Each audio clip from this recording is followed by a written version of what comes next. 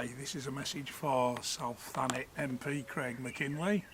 Hope you're doing well, Craig, and I was quite surprised to read on your website today that you're in favour of fracking in Kent.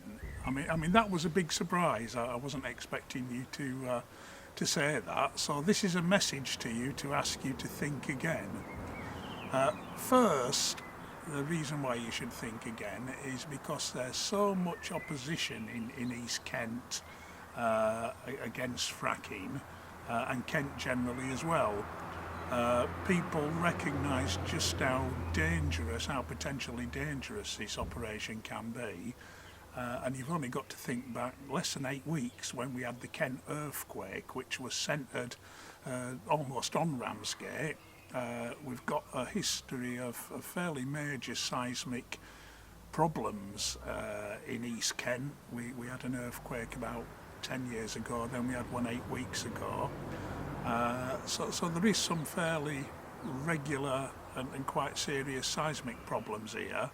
And for you to turn around and say that we should have fracking in East Kent really is quite a worry to me, because it's an established scientific fact that fracking can cause earthquakes, and especially if you're going to be starting to allow fracking in an area with a seismic history like East Kent, it just doesn't make sense. So please, for the safety of everybody who lives in your constituency, think again about agreeing to allowing fracking in this area.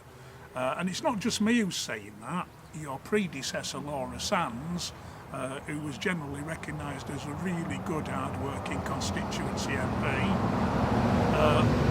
Laura was also opposed to fracking, as is your neighbouring MP for Dover, which covers a similar, an adjoining area to your constituency. Charlie Elphick also opposes fracking as well. And I've been involved in the fracking movement, the anti-fracking movement in East Kent.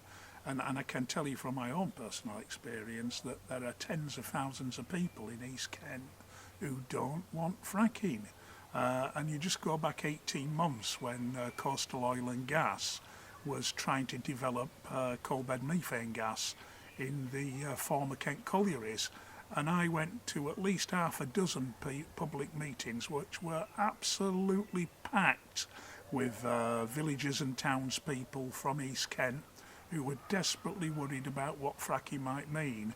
And that's probably one of the reasons why Charlie Elphick suddenly had a conversion to become anti-fracking in East Kent, because he could see the people power at work there.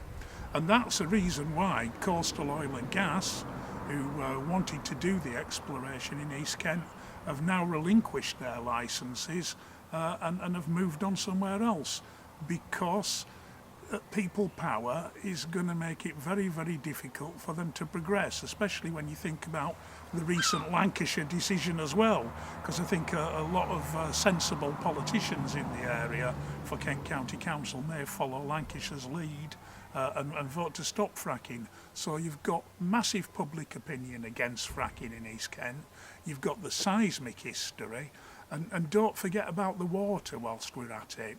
73% of water in Thanet comes from underground sources.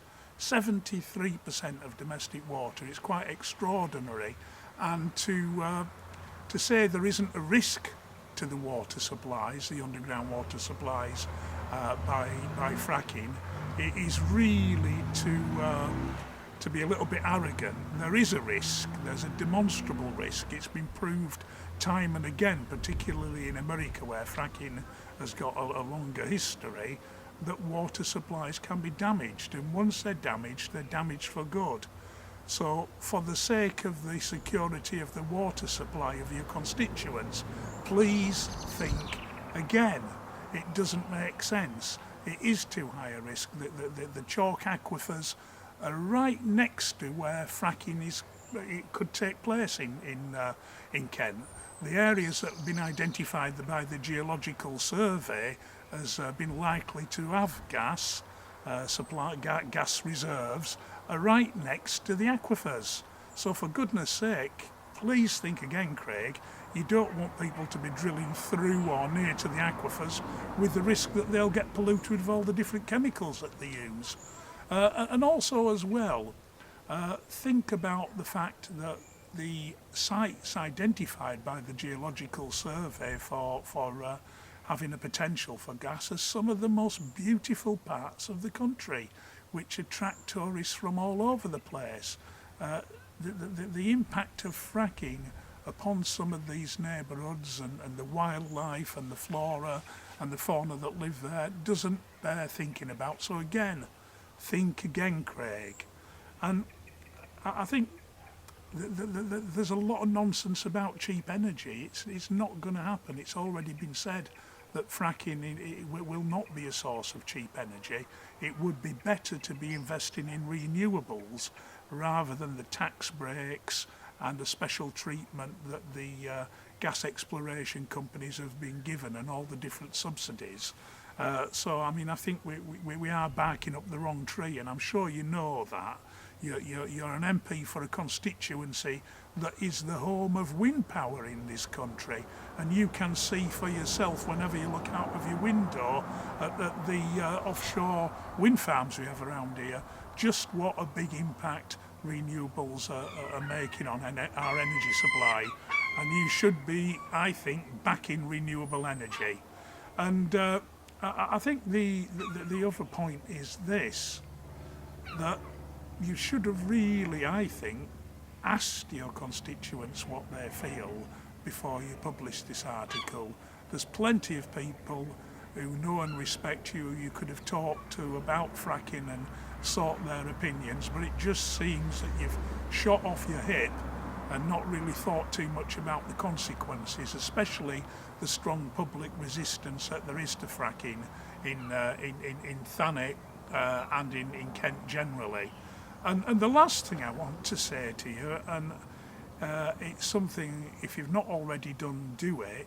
Your government, Craig, your pals in the government, just last week were forced to produce, on the orders of the Information Commissioner, a report about the pros and cons of fracking, which had been suppressed by your government colleagues for over a year. That report's been published now, and what does it say? It does say fracking is a threat to the water supply. It does say fracking is a threat to wildlife. And it does also say that people who live, the communities who live near where the fracking sites are going to be subjected to a fall in house prices if they want to move, and are going to be subject as well to an increase in insurance premiums. And this is a report commissioned by your own government. So you should be looking at that too.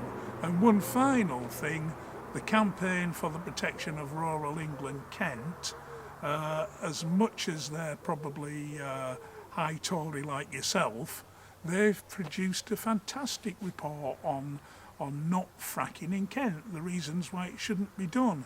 And I would advise you to read that as well.